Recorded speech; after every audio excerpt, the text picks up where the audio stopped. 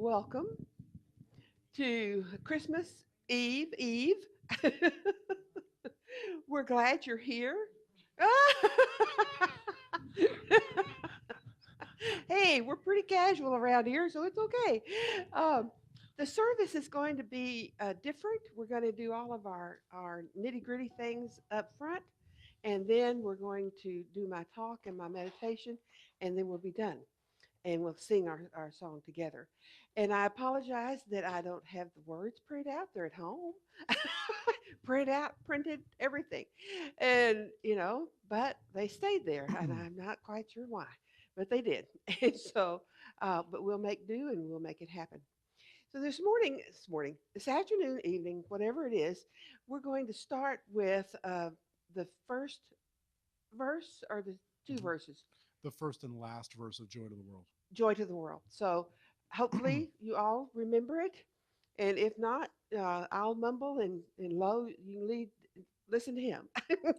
So, all right. All right. So stand as you are able. Hmm. All right.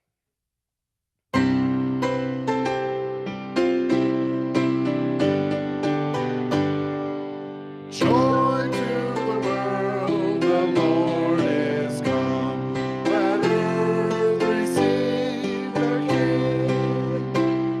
Let every heart prepare Him room. And heaven and nature sing. And heaven and nature sing. And heaven and nature sing. He rules the world with truth and grace, and makes the nations grow. The glory of His righteousness, and wonders of His love, and wonders of His love, and wonders of His love. Would you hand me a bulletin, please? I don't know what happened to mine. Okay. So let's do our opening. The whole theme of the table is light. And the understanding that we have is that as the babe was born, is it all came together, light filled the world. And light is representative of the love and the presence of spirit in each of us. And so we focus on the light tonight. All right.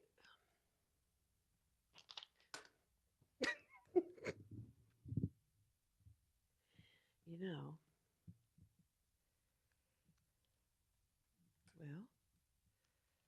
well, that one doesn't want to work anyway. Okay. I guess when I dropped it, I broke it.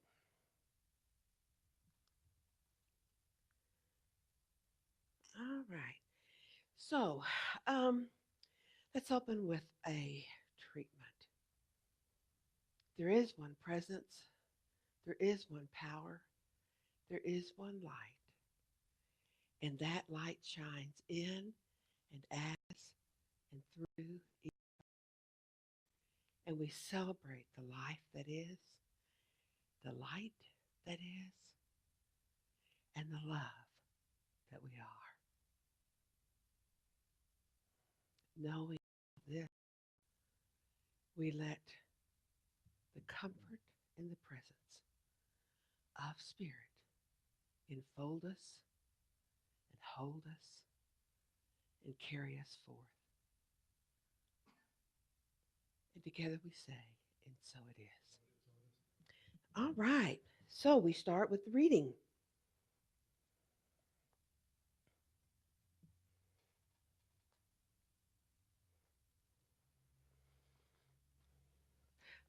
You think it's a little high? You want me to help you?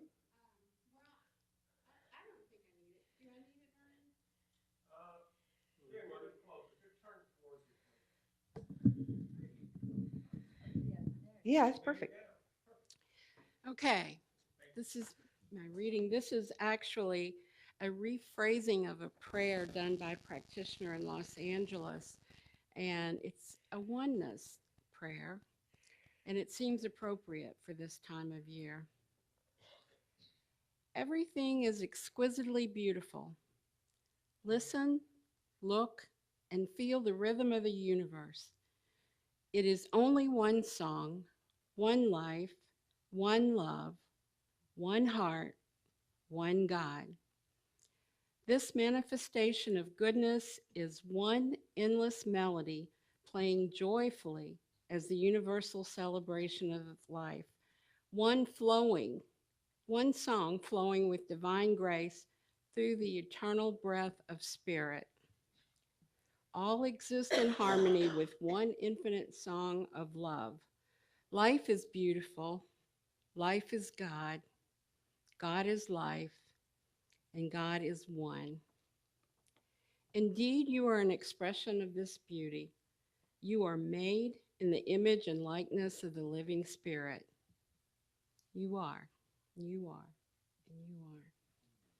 The whole universe dances with joy every moment of your existence. Nothing can distract you from this awareness of oneness. You are one in spirit. You are one with life. You are a manifestation of the unconditional love of God. You are, and when you say, I am, you are acknowledging that you know you are. Accept the sacred gift of love and tenderness of God. Declare with deep conviction your oneness with all expression of life. Proclaim that you and I are interconnected through the power of love. I exist in your consciousness and you exist in mine. We dwell within the great consciousness of God. Together we are one melody singing the song of life which transcends race, religion, nationality, creed, or gender. Realize in this oneness there is a spiritual connection uniting us always in peace, love, and grace. Give thanks for this moment and for the realization of this truth. Notice that as you express your gratitude for the presence of God revealing itself as the oneness in this world, your heart is filled with kindness and compassion.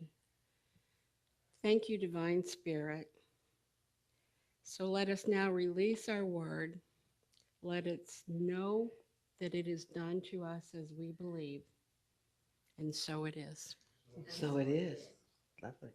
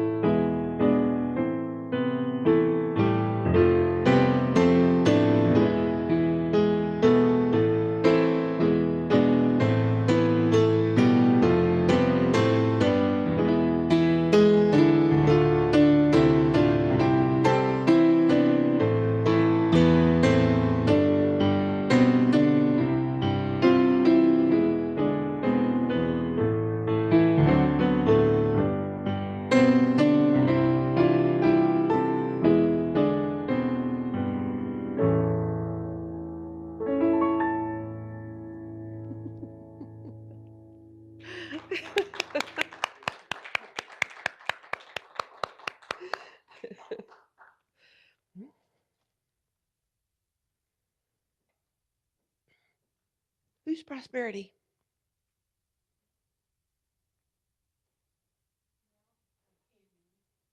Oh, does everybody have a bulletin? Would you get some bulletins and pass them around? Make sure everybody's got one.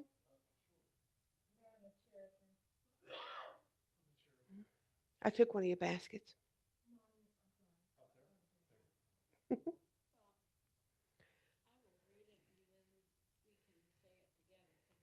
Easy one. How about that? Okay, that's Okay. fine.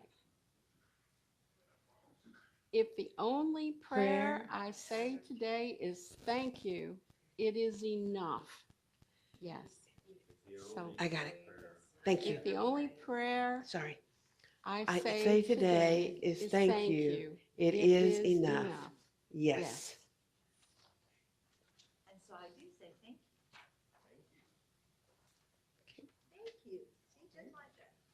Mhm. Okay. Okay. Back to the piano, Lo. Sorry. I have you going off other places, don't I?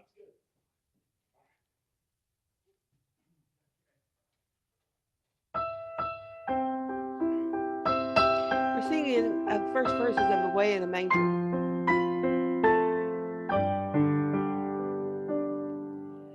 Away Away. in a manger, no crib for a man. The little Lord Jesus lay down his sweet head. The stars in the sky looked down where he lay. Away, the Lord Jesus asleep on a Thank you, Lo. hay. My pleasure. Okay. Oh, sorry. That means I have to stand up, doesn't it? All right. And so we are thankful for our blessings. We are thankful for all that has been given and all that has been shared and all that this will do for supporting our mission to share the principles of the science of mind for those on a spiritual journey. And so thank you. We bless you. You bless us. And it is all a blessing to the community. And so it is. Oh,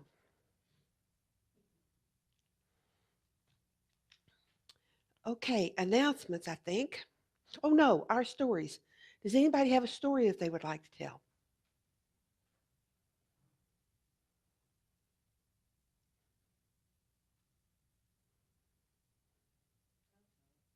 Okay. Yeah. Yes.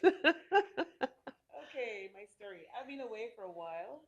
Um, I didn't plan to, but I went to get my usual checkup, and they did a EKG and said it was abnormal.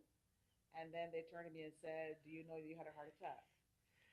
And I was like, "No. Can you have a heart attack and not know?" And they said, "Yes. That's why we call them silent ones." So that's why I was away. I just took the days and slept right through and just made an attempt to keep whatever stress there was going down.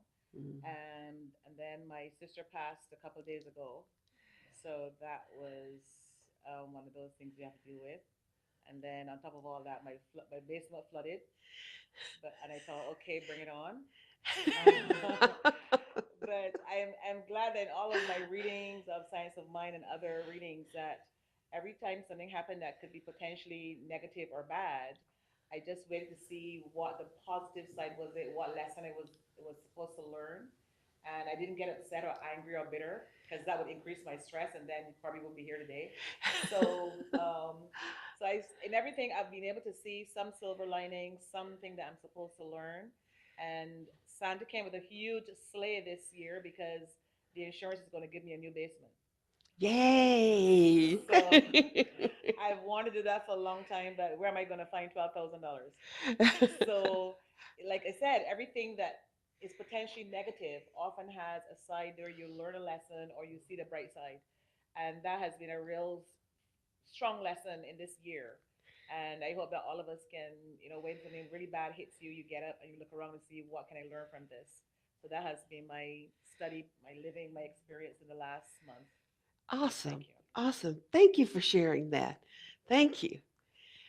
Does anybody else have a story that they want to share before we move on? Okay. So, announcements. Mhm.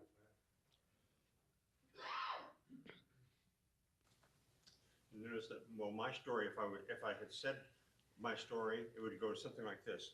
Um, I'm getting better with my legs and my knees all the time, but I pulled an Achilles tendon, my Achilles tendon several months ago, and it just hasn't healed. So now I'm paying the price for that. But with what you were saying, I was thinking about how sometimes I know that, not that I've ever been very good at sequencing things from the past, but I've come to view that now as more of a gift, that I probably forget that a lot, exactly what happened when and so on and so forth. And I know on some level that it's important, I guess, not really, but helps me to be real present and just to pay attention to what's happening right here, right now, because that I can kind of grab onto. But I could argue forever with my brother about who bought what car when, and there's the payments all in, and blah, blah, blah, blah, blah. And I just don't like to do that. So, yeah, staying present is really important. That's what I'm thinking. And Yeah. with that being said, my daughter is coming into town tonight at about 9 o'clock, and she's very good at helping me stay present, let me tell you. That girl is grounded.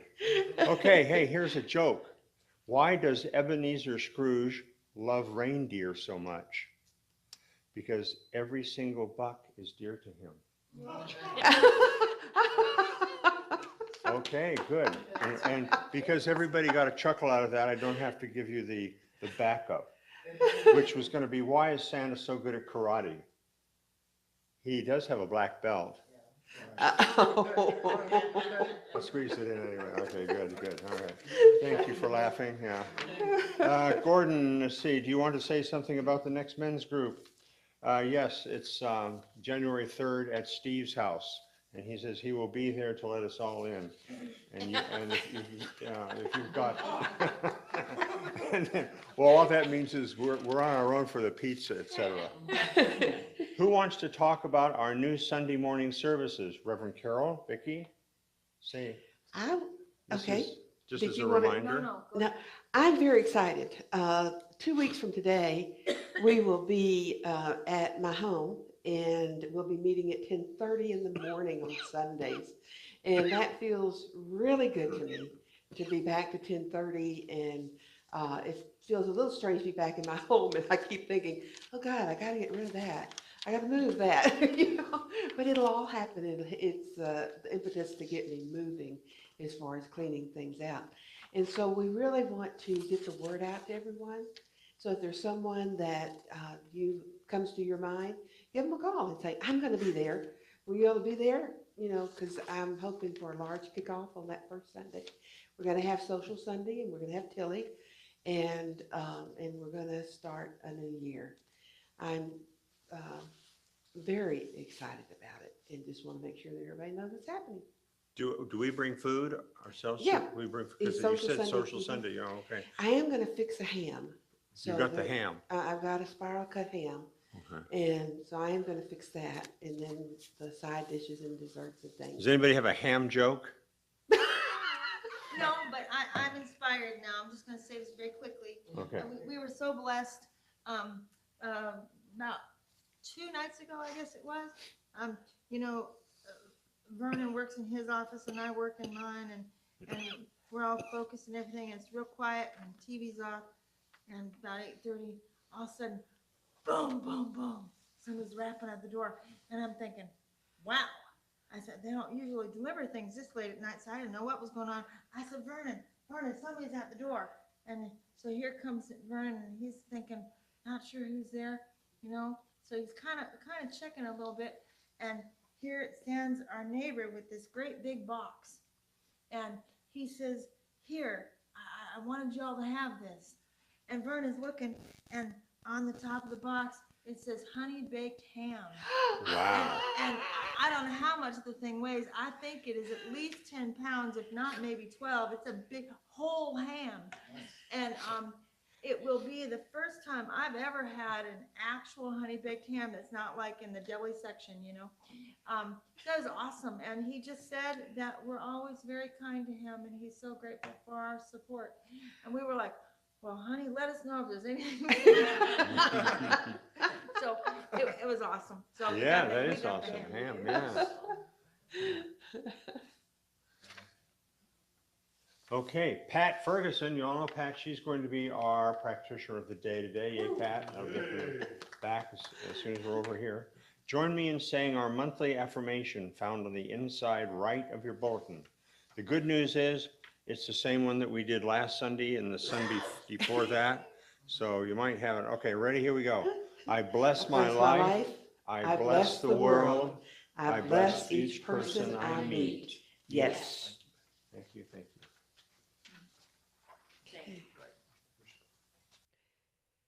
All right, so I think that that covers everything and moves to me, right? Okay, before I get started on the talk, I just wanted to say that Rob is not going to be joining us in January in my home. And I just wanted to say thank you to him for all the work that he's done and how much we appreciate his talent and that he has shared it with us. And we'll hope that he'll drop in and see us often. So, um, yeah. And I think that's it. Okay. So I was trying to think what would be nice for tonight. And one of the things that I ran across more than once was Ernest Holmes. Ernest Holmes had a radio show for a number of years, this thing called Life. And they broadcast all over California and the states nearby. And some people would pick it up even further away than that. And it was a very successful way for him to do outreach with his message and his ministry. His voice is very unique. If you've never heard his voice, you will enjoy hearing his voice. So we're going to listen to about 3 minutes or so of his message of Unto Us a Child is Born. And then we're going to talk about some of the points that he points out as far as science of mind teachings and how they tie into and are reflected by the child being born. Okay, Vernon, hit it. The joyous tidings that we give birth to the living spirit through this thing called life. Friend, while shepherds watch their flocks by night, all seated on the ground, the angel of the Lord came down, and glory shone around. Christmas is here, and again we celebrate the greatest event of history, the birth of the God-man in the human soul, the incarnation of the living spirit in you and in me. For Jesus was the great example and not the great exception. Everything he taught and everything he did was to provide a lesson for all time that one man with God is a majority. And as we again light a candle to his memory and rededicate our hearts to the service of humanity, let us keep this in mind. Jesus was the great lover of humanity. He was the embodiment of divine love on earth. He was the one who revealed that the heart of the eternal is most wonderfully kind. Boldly he proclaimed that there is one life. That life is God. That life is my life now. And tenderly and compassionately, he repeated that this same life, this same divine spirit that was in him, is in everyone else. I cannot help but feel that the heavenly voice that came to the shepherds of old, who watched over their flocks by night, and the burst of glorious light accompanying this divine event, is something that should be more real to all of us.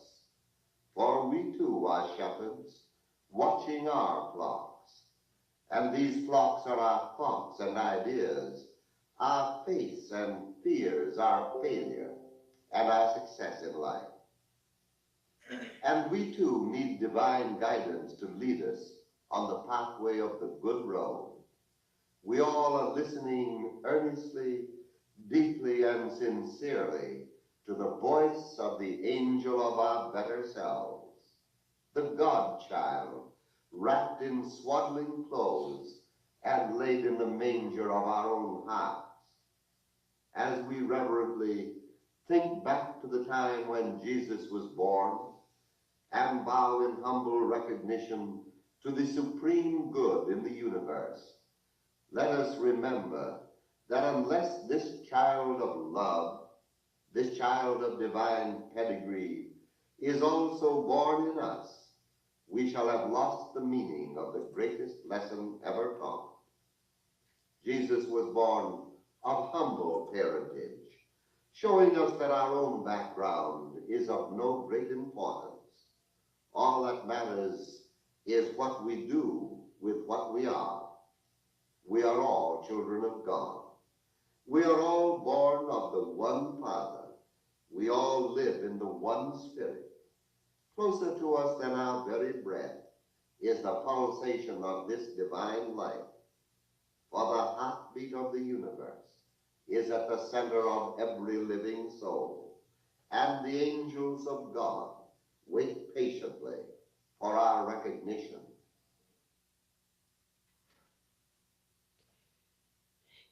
The most important event of history is the way Ernest Holmes referred to it. The most important thing that has ever happened was the birth of Jesus. What do you think he means by that? Child in a manger. Yes, Gordon. I guess I think of it as, and I think Mr. Holmes, Ernest Holmes would see it this way too, is that the birth of Jesus is kind of a metaphor for a birth within us and an awareness that we didn't have previously. Yes.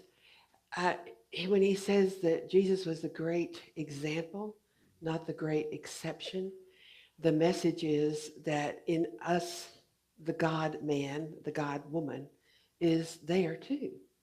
And it is up to us to recognize it and consciously nourish it and rely on it and become one with that so that we really understand who we are.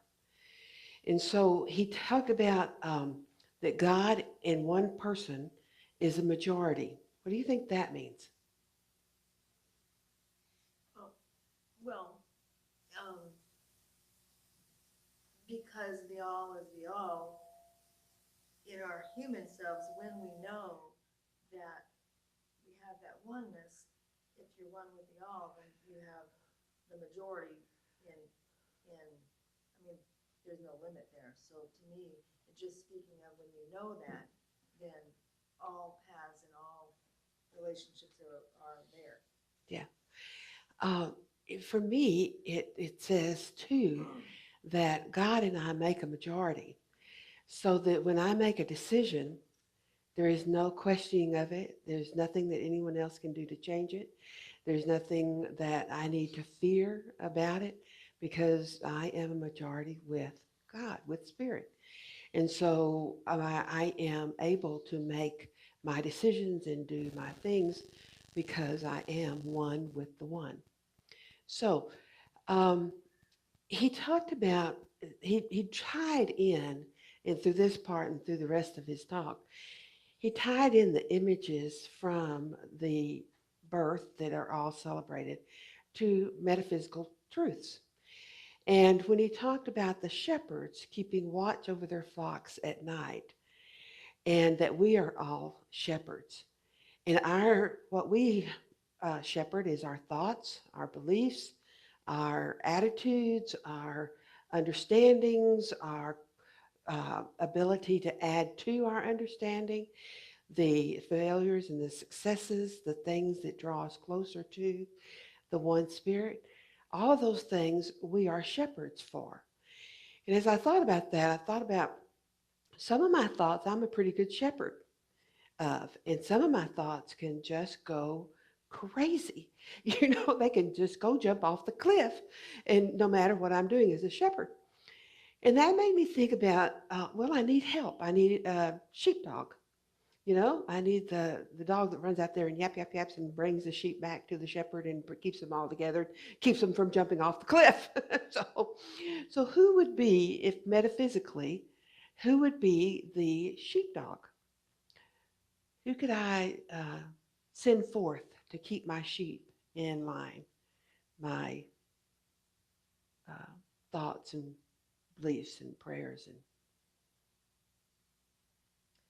Spirit itself? Spirit itself is at our command.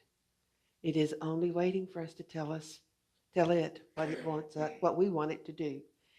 And so when we know that we're going to need help to control a certain thought pattern or a certain direction that we're going, that sort of thing, then we send Spirit to be our sheepdog, to keep them in line, to keep them growing and to keep them going in the right way and in the right direction. He talked about the light that came with the star and that guiding light that was so impressive that people followed it. The wise man followed it across great distances to get to where the child was because they knew it was something special. So the light in our lives, what would it be?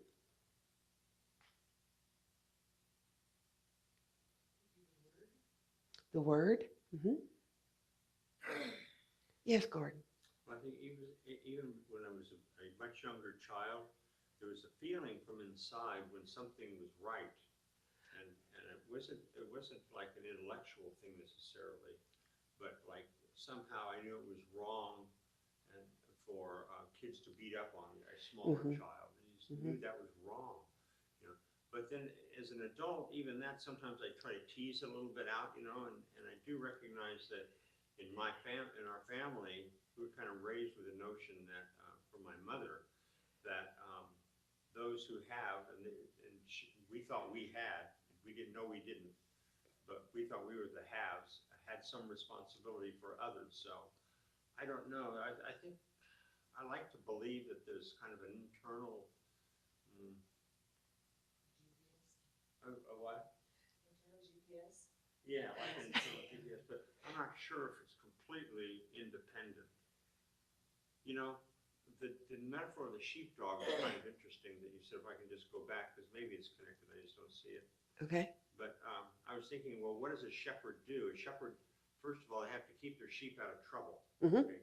That doesn't necessarily mean that the sheep can't wander off somewhere because they have to move toward greener pastures Hmm. as the weather gets colder and such. They have to find water, but the shepherd needs to have a bigger sense about what's around them, and so it knows that, okay, that way lies a cliff or only dry desert or danger of some kind. So now I might send my sheepdogs out to bring those guys back. Whereas these guys over here who are wandering, I remember from past years that indeed in that direction somewhere they're going to find really sweet grass. So leave them alone, let them do that thing out there. Yeah, and that's a good point. What is the job of the shepherd? And it is to protect and to provide for. So the shepherd looks for the green grass Yeah. and nourishes the sheep by doing those things that protect them and nourish them and all that. And so if we're shepherds of our thoughts and beliefs and ideas and all of that, then are we nourishing them?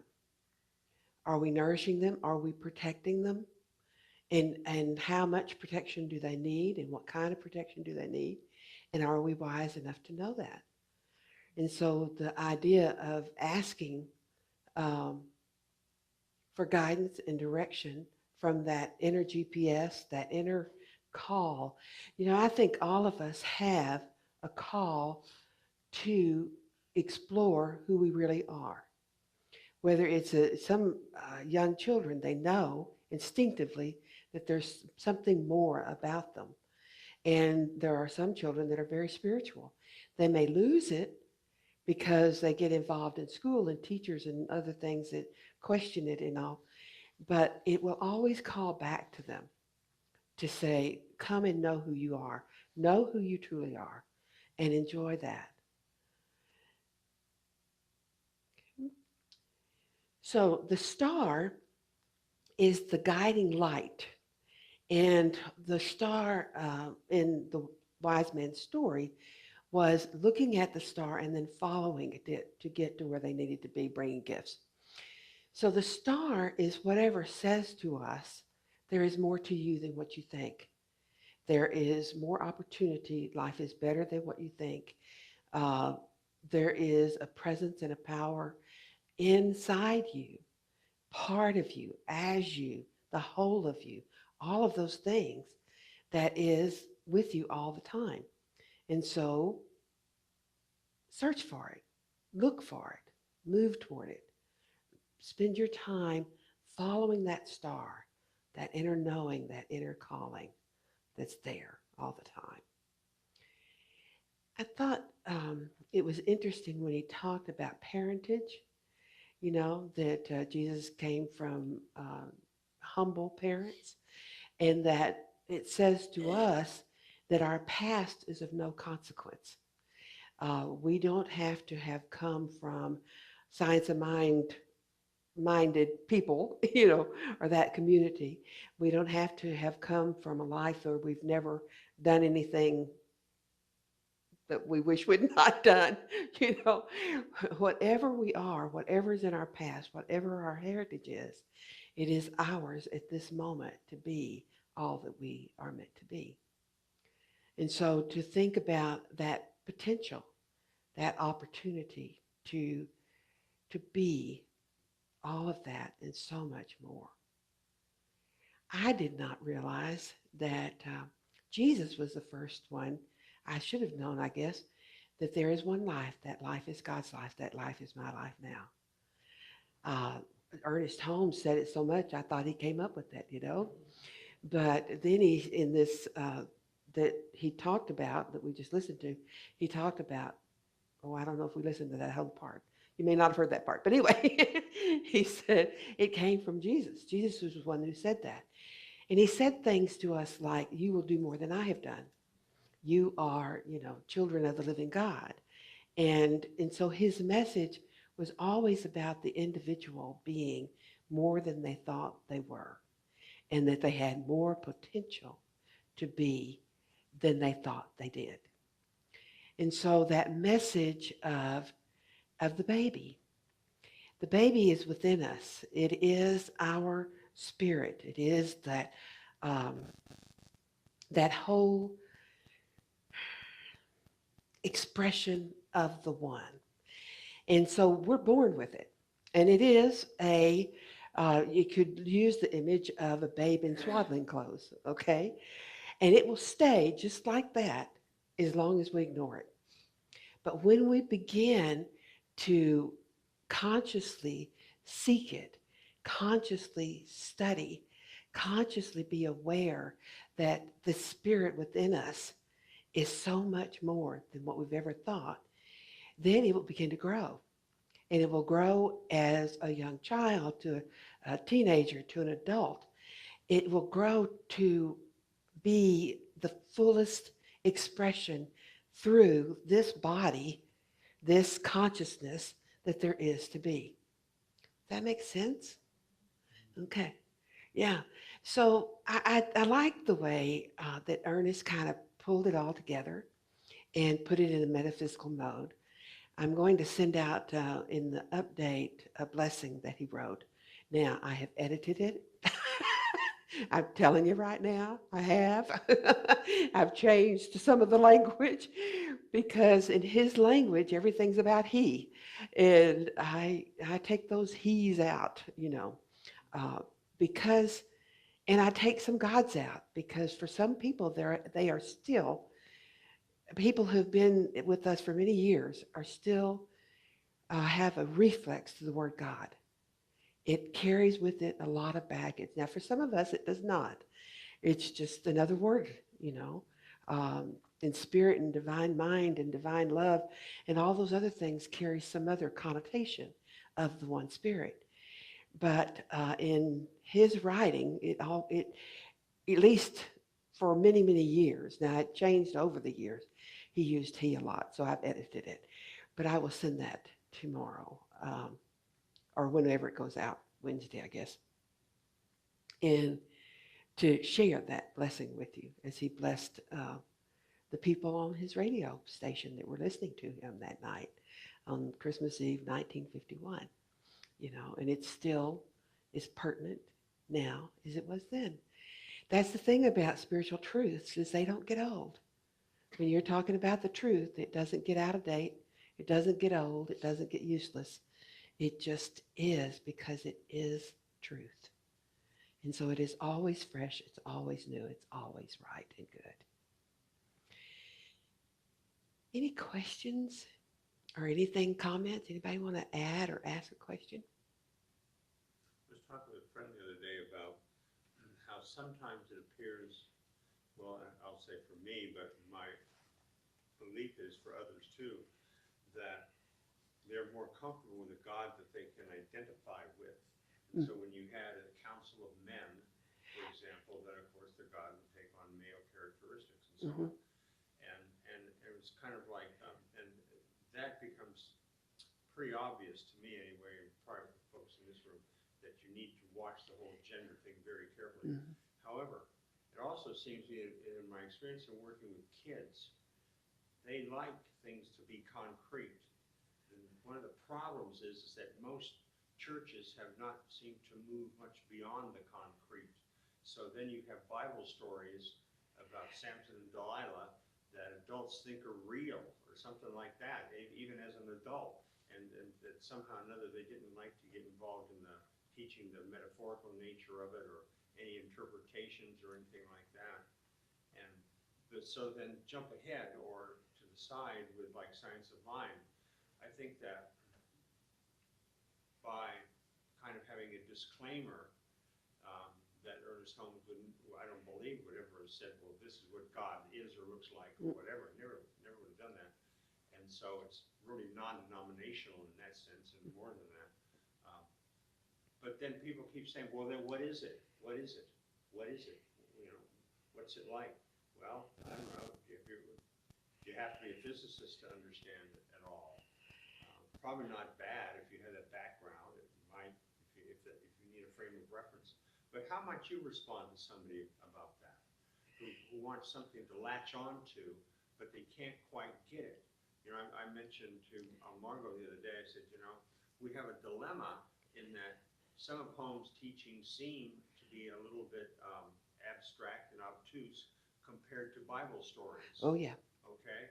And yet, the only way you're going to get that they can get more, it seems, is to become involved in like the classes. But you have to get hooked early enough so you're willing to commit the money and the time to the class. Whereas the mainstream religions kind of have it on their side that even if you're a Mormon, you know, you've got lots of Bible stories and basic teachings that aren't much different from a Baptist, really. You know, and so I don't know how much you respond to that. One of the things when people want to put a face on God, Yeah. all right, put a face on gravity. What does gravity look like? I can't do it. No. And spirit is the same way. It's a universal presence, power, creator, you know. And so we use all these different names and all these different descriptors because it's not something that we can say it's an old white man with fuzzy fair, you know, beard, and he sits on this gold throne. And so we use all these words to try to give us an idea. Divine mind, you know, all those things that give us another aspect of gravity. You know, if you were describing gravity, I think I said that wrong, spirit. But anyway, if you were to describe gravity, you would think, okay, all right, it's what holds these chairs to the floor. It's what holds me to this room. Okay, it's also what controls the movement of the moon. And the moon then controls the water on on the oceans and the earth. And gravity determines which planets will go around which other planets and how fast they'll go and all of that. And so gravity is so much more than just the fact that it holds us to this plane of existence. It's so much more. And spirit is too. It's more than we can put. Is it anthropomorphize? Anthropomorphic. Anthropomorph. It's like we try to put. It's male. It has anger. It does these things and all these things. And so we try to make it human-like, and it's not human-like. It is not a great old white guy in the sky, and heaven is not just a little bit above earth, it's just not. And you have to then describe it the best you can for you. And that's where this nourishing of the babe within comes in. That's the shepherd in the flock saying, okay, I know that this is more than can be described in one word. So how can I discover more of it? How can I explore and understand more of what it is?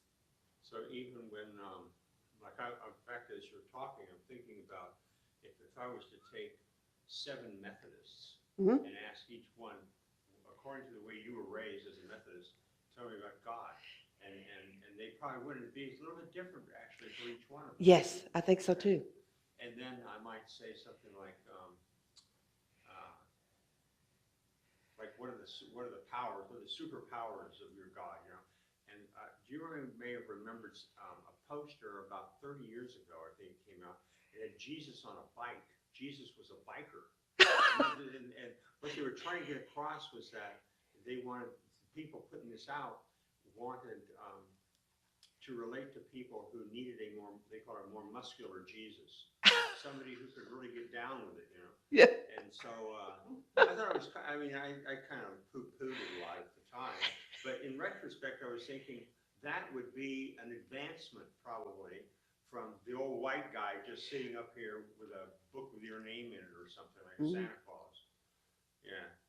And the word He rides Christ. a Harley, by the way. Yeah, of course. Yeah. Well, I never doubted that. The definition of Christ, according to Ernest Holmes and others, is the God spirit within the human being.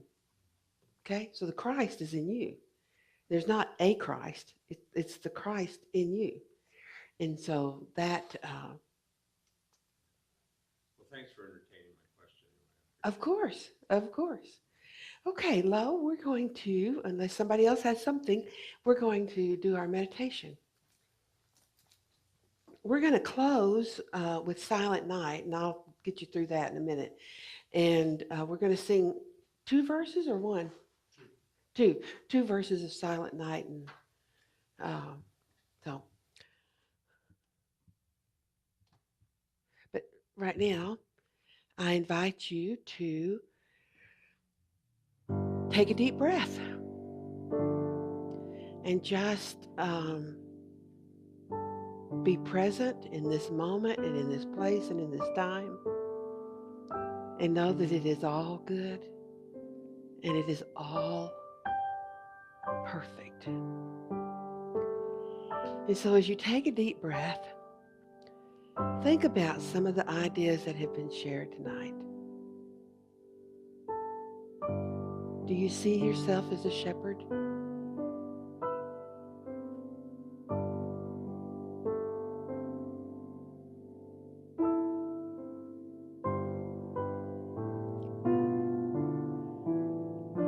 Do you see spirit as who you truly are?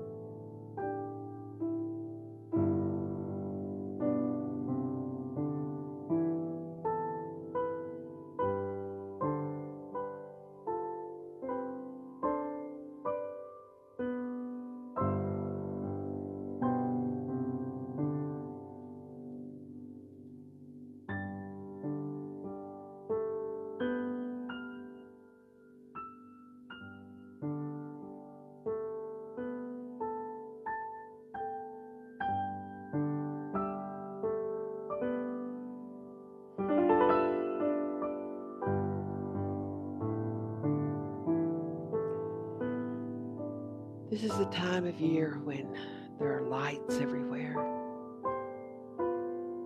There's music that brings up our childhood for a lot of us. There's laughter and smiles, an expectation of gifts.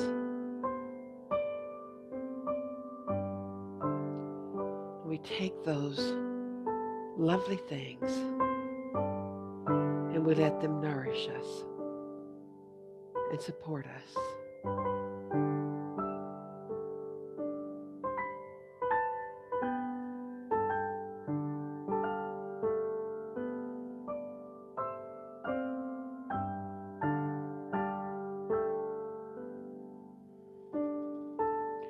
We look at each other with love. We look at ourselves with love.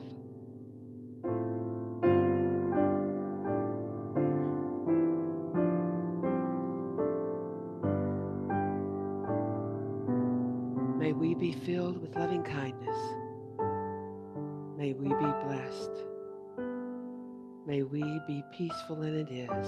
And may we be happy.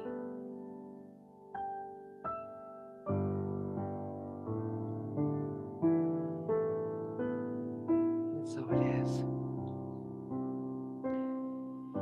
Our closing tonight is an extension of that feeling. And so I invite each of you to come up and take one of the little candles from the table. And if you have trouble pushing on the little start button, let Bob know and he'll help you. And we're going to form a circle right over there. And we're going to sing Silent Night. Vernon, is it hard to reduce the lights a little bit? Or at least, all right, grab you a candle.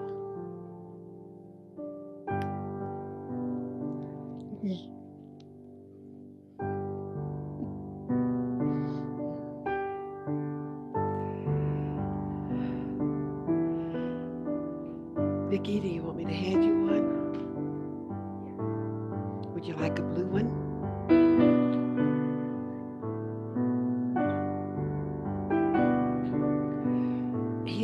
If you have trouble, Bob will help.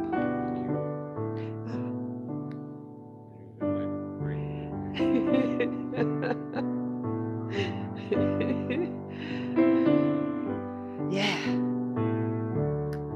Yeah, you're going to hold the little candles. Oh, good. Oh, hand me one.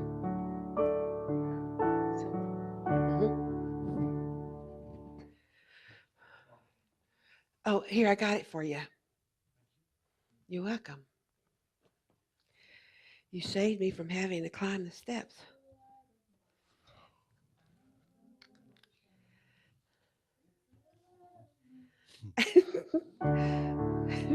Thank you.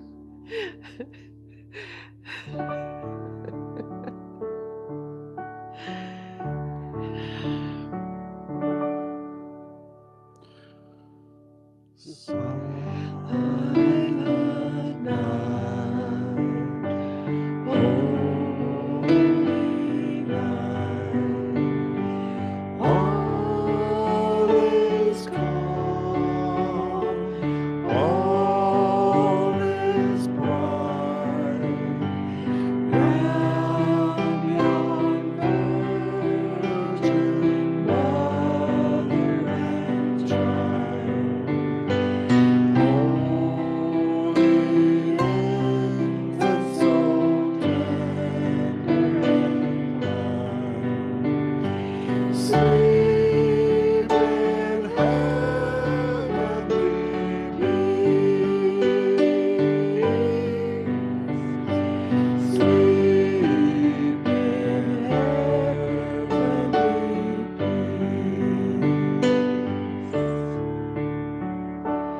Silent night, holy night, shepherds quail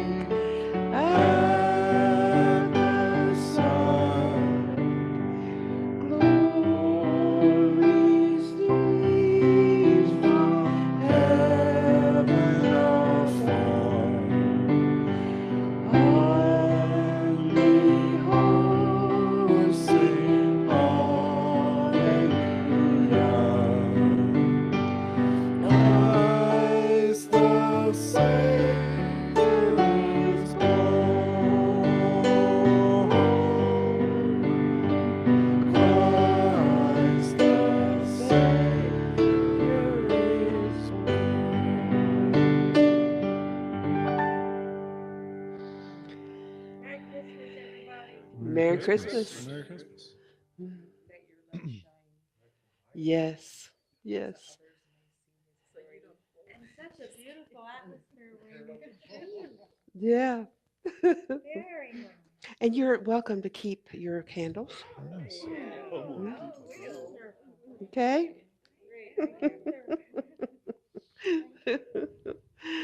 Ah. Have another one? Oh, and we have Italian sweet bread and cookies at the back. Nice. Okay. So I won't get chided if I go over now. Oh, not at all. I have a story for you that you might even know about the light. Uh huh. That you might be able to weave it into another story. You heard it here. Maybe you